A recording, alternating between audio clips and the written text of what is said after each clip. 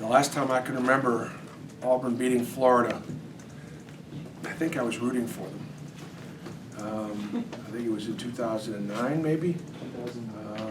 I try to remind Frankie Sullivan of that sometimes, that we were in the SEC tournament and Florida had another great team, and Auburn had a really pesky team, a team that had beaten us earlier in the season when I was at Tennessee, and beat us at here, and in the Beardies, and they beat Florida. It was a great win for them, and they were probably one more win away from going to postseason, or maybe being on that bubble. And so it's been a long time since we've won against Florida. It's been a long time since we've won one at Florida, and for good reason. They're a great program. Billy Donovan, was the dean of our coaches, and a great friend. Billy and his family, of all of the coaches in the profession, probably reached out to me and stayed in touch with me more during my absence from coaching than anybody, which I think speaks to him as a person and his character. So it would be very difficult to replace a guy like Billy Donovan, and yet I think Florida had done a terrific job with Mike White. I've known Mike for many, many years. I noticed him first when he was on Andy Kennedy's bench at Ole Miss, and you could tell that he was a star in the making. And so they've got a good team. They're in third place in our league. They're big, they're deep, they're long, they defend, they rebound the ball after they miss it. Over 14 offensive rebounds a game. The three ball is important to them, and they shoot it really well at home, better at home. I love Finney Smith. I think I've always been a big fan of his as a player, and the matchup between him and Simeon Bowers should be a great matchup if they do find their way to be on each other, because they'll both play that power forward position. What do you think's been the biggest issue for you guys playing on the road this year? I mean, you've obviously gotten to a pretty good home record, but 1-5 on the road this year. Well, we started off really good, beating Coastal at Coastal, and I thought that we played well against Hawaii for about 25 minutes or 30 minutes,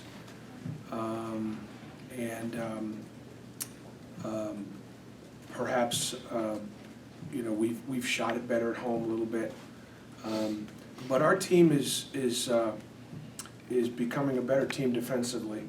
We're much more solid defensively, and I think that gives you a chance to be more competitive on the road, not so reliant upon the ability to shoot the ball.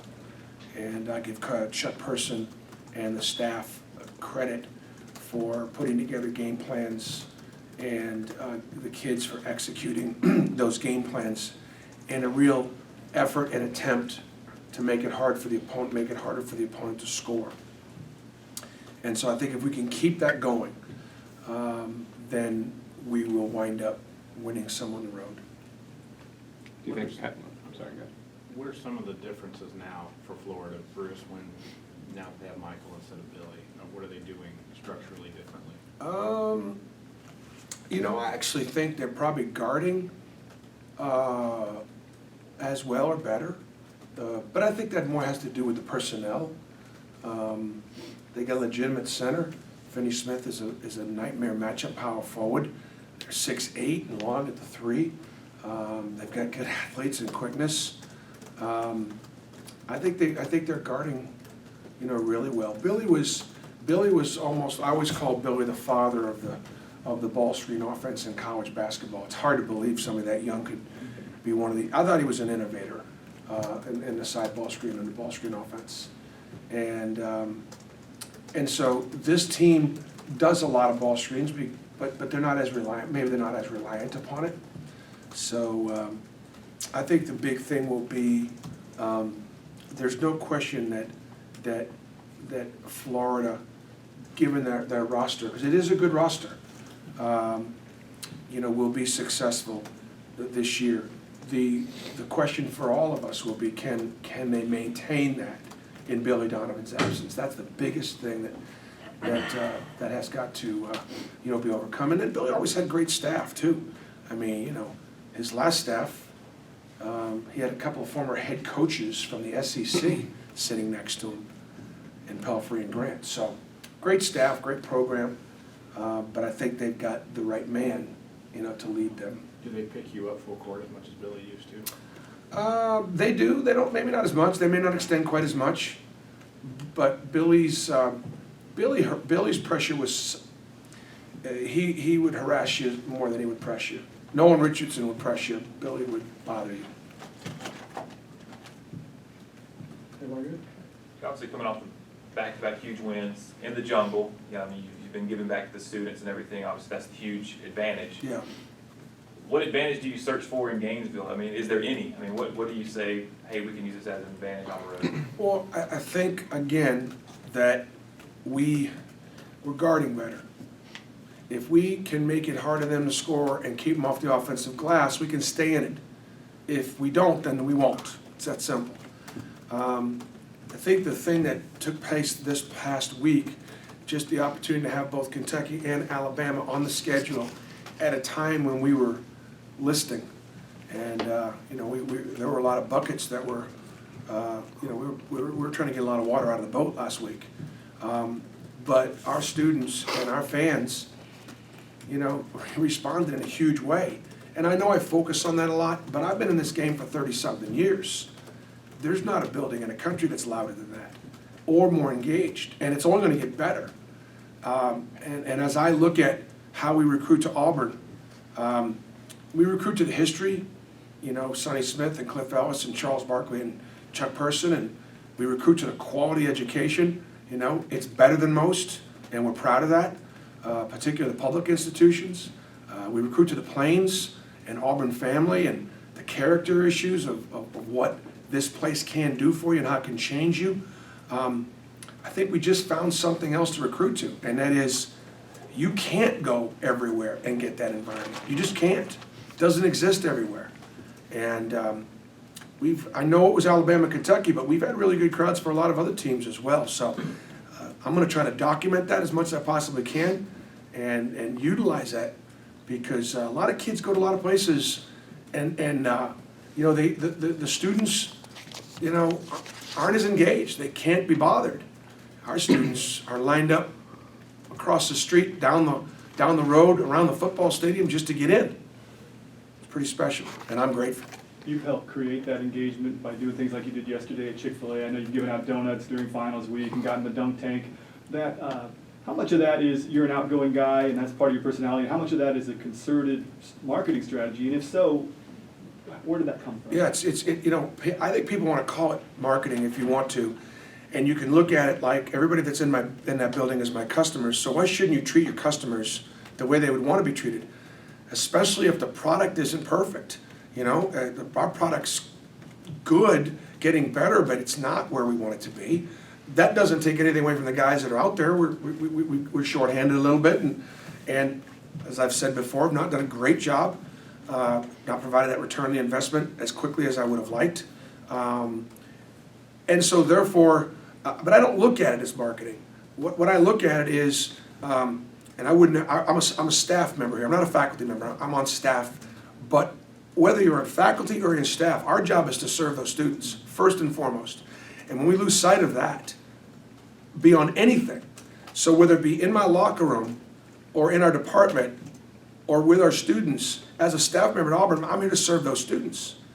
And, there's a lot of other places those students can go. And some of them aren't as good and wholesome as being in that building, having fun and building these kind of memories. I don't need them at the bars all night long. They don't need to be out there doing things that they shouldn't be doing. This is good, healthy, wholesome, all-American fun. And they're lining up to do it. And so, but you've got to provide them, with something that's worth watching. So I look at it as more of my responsibility than it is any kind of a marketing plan. Bruce, you talked about how you can coach harder following wins and do those Right. things. What's been the message to your team now as you head on the road? Well, I'll give you a great message, just because, and another thing is being honest about where we are and not just sort of, keep it at 100, right? So you're saying that, what was your? You said you could coach harder Well, following yeah, the win. Because we are guarding better, okay? So you look at, because we've had to shorten the bench, Jordan Granger, TJ Lang, Bryce Brown, those three guys are playing in the guard spots. You could make an argument, all three of them are very engaged in their effort to defend. Jordan has always been a physical, athletic kid, willing defender, prides himself on it. TJ Lang, at the end of last year, we started putting him on the other team's best player so we could rest KT offensively. He liked that. My gosh, he came in as a freshman early on. He couldn't move his feet, couldn't stay in front of anybody. But he bought in, and he worked hard at it, and it became a little bit of his identity. That needs to continue. Nobody could go to Boston, but at least he wanted to try. Bryce Brown, as I've said, we do not win these last few games without Bryce Brown just defensively. Forget about the fact that he's whatever he is from the three. Those balls are going to go down. He is a willing, physical defender. So, from that standpoint, okay, now Sim is starting to use his athleticism. Again, I keep on talking to him about Draymond Green. And Draymond Green is an NBA All-Star now. But Draymond Green is a very big, mobile man that does it on both ends of the floor and added that three-point shooting and perimeter game. And so you see signs of Sim doing those kind of things, but he's got to do it at both ends of the floor to take advantage of somebody that can move that well and is that strong in the air. Well, that involves his defense. So can he guard Finney Smith if he gets matched up on him? If I'm an NBA scout, I want to see whether he can or whether he can't. Because you know what? There were times when if we get into a last second situation and we got to play Alabama again, the best guy I got to go to Boston is Simeon Bowers because of his size and physicality. Stay in front. I say that with incredible comments about Boston because he's so tough to keep in front. Therefore, the identity of the team has a chance to become more defensive minded. And then you let Kareem make shots to keep us in games and Tyler the inside-outside thing, and then you've got that. So that's what I see. That's what I've been harping on.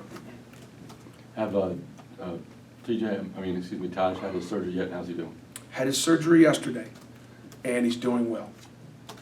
Bruce, you mentioned Bryce Brown. It doesn't seem like he has the mentality to go into that shell for whatever he's shooting these last 2 or 3 games, because freshmen will typically think about missing now before they think about making. He Right. doesn't seem to have that kind of mentality.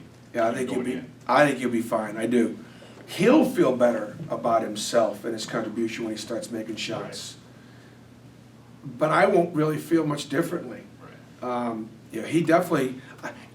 I'm just glad that he is trying to he's giving us great effort defensively. Now, there's a lot of things that Bryce could do off the ball with his shot preparation and his ability to get open and his ability to understand the timing and the spacing and the big picture that would unlock him a little bit. And that is from being young. And if he figures that out, his shot will be back. But there's a lot of things offensively that he needs to pay closer attention to as it relates to detail, and that'll help him. Bruce, when you go into games like this, we know, it was like last week, heading into that game, it had been 18 straight losses to Kentucky, and then heading into Tuesday's game, it had been 3 straight to Alabama, and now it's 8 straight to Florida. Do you ever bring that up to the team as far as, hey guys, we're trying to be a streak-busting team, or is it mainly that's in the past and we can only focus on the now? That's more of that's in the past enough. Yeah. I will talk about those things after the game, but I don't talk about them before. I'm not even sure how many years or how many times I'm not even sure. I know it's been a long time. I think I started off, it's been a long time. That much I know. I knew it had been a long time since we beat Kentucky. I truly didn't know how long or how many games. I had no idea. I asked Chuck after the game. Because in preparing the team, it really doesn't matter. We're going down to play the third place team in the league on the road that's lost once at home and may not lose again. If you can beat that team on the road, you've now got yourself a separator. And that's what separates you from the upper division from the lower division. It's just that simple. Are we up to the task right now? That's why we're going down to find out. Thank you, Kevin. Thank you, Rich.